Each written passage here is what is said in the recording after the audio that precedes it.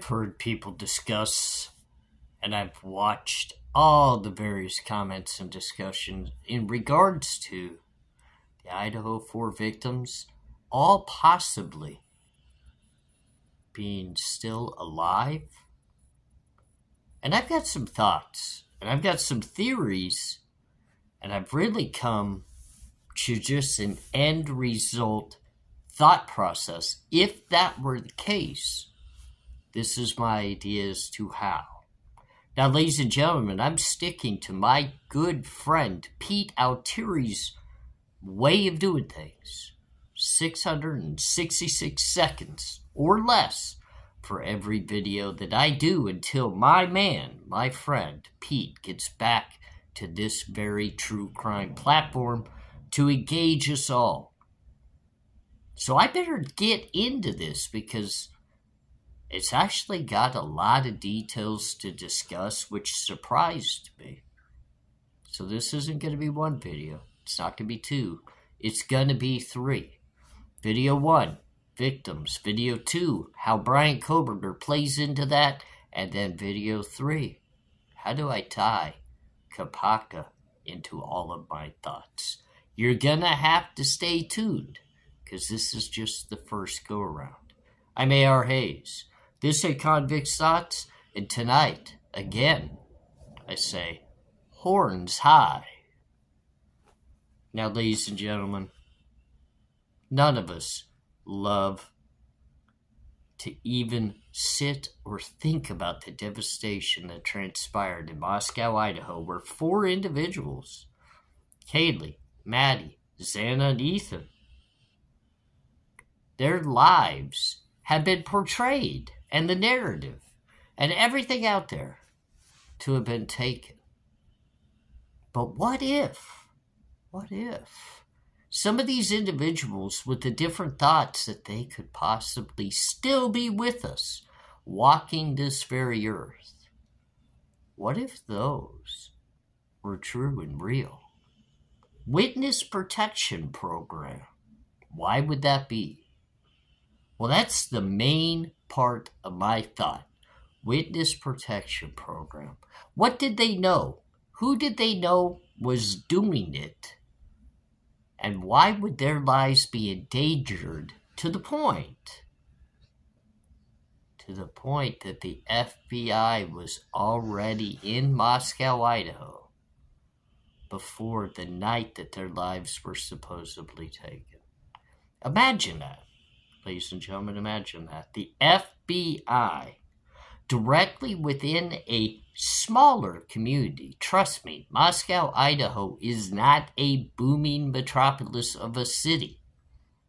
It does have a university there, which is great. That's what funds that very city.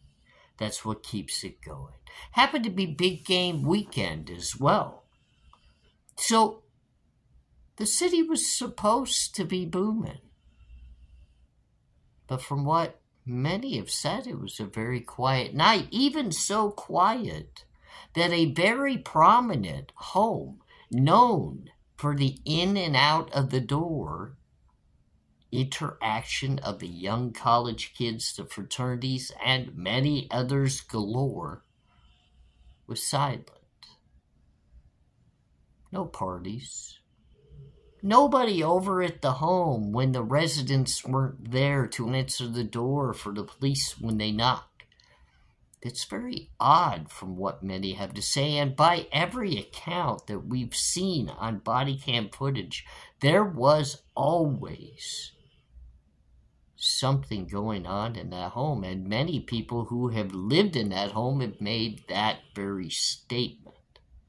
However, on big game night, football game night, and most of us who live within college cities know that big game night, rivalry night, homecoming night, whatever is deemed to be the big draw within the football stadium, gets the town a rocking. Parties galore. Things going on.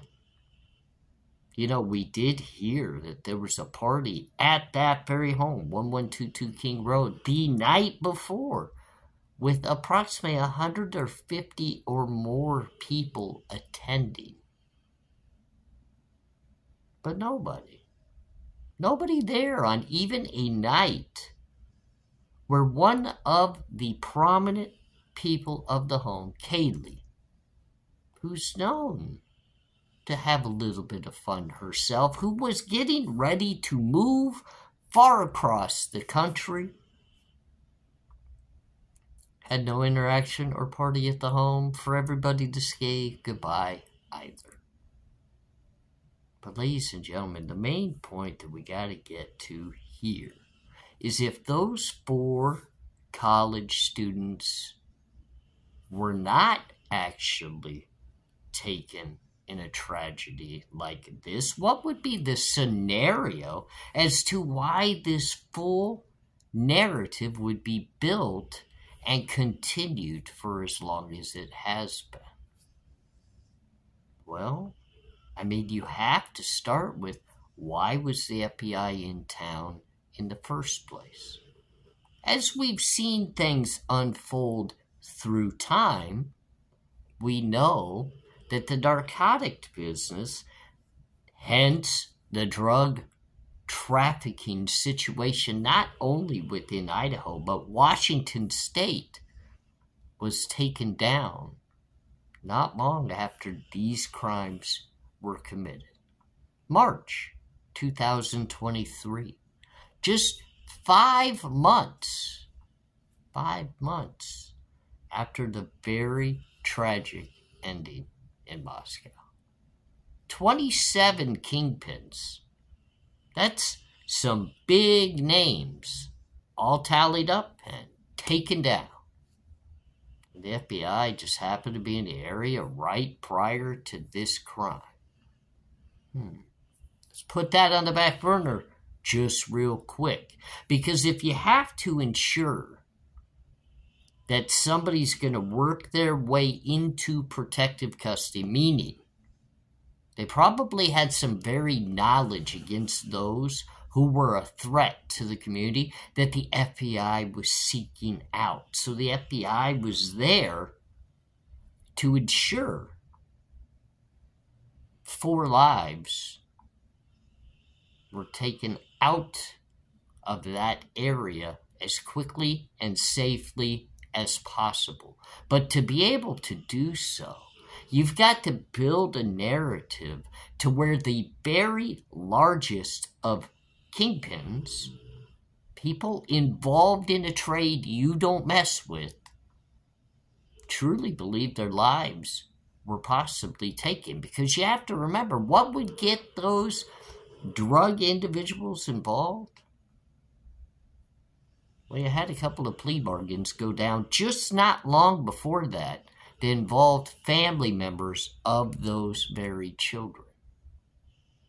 So if a crime was to be stopped, that could possibly be one of the most gruesome in Idaho history, much less in national history, you've got to get those kids out safely.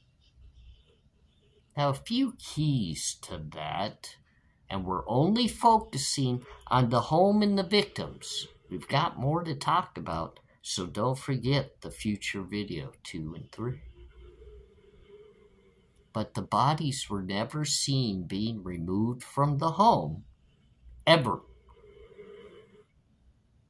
The memorial seemed to be a little shaky, considering even Ethan's best friend, who stood before the microphone, didn't seem phased or dazed that his best friend had just been killed. He seemed more worried about the $20 he was owed for beer. Remember that?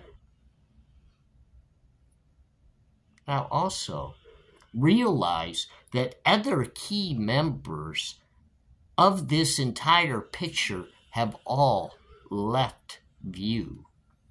Emma, Demetrius, both could be very, very in the focal view of those people taken down in that drug bust, and they've disappeared. Maddie Mogan's very stepmother and father out of view completely. The Chapmans, Ethan's mom and dad, and brother and sister all have moved on and have nothing to see or say regarding this very case. The only ones that are keeping the spotlight on it would be the Gonsalves family. But think about how that's all working, and you really got to put your mind, because if you literally want to create the entirety of a picture that the worst of the worst happened, you continue to push the narrative through mainstream media, doing a documentary just about every single time, or an interview every time a hearing is coming up, to take the actual focal point off of the hearing and put it back onto the lost lives. The best way to cover and protect those who are still alive is to make everybody feel as badly as they can about them no longer being with us. I'm ARHayes. This is Convict's Thoughts. As we say, horns high, get well, Pete. Just imagine the FBI already in the area, nobody's ever seen coming out of the home, and the narrative being pushed to keep them in people's minds. Have a great night. Talk to you soon.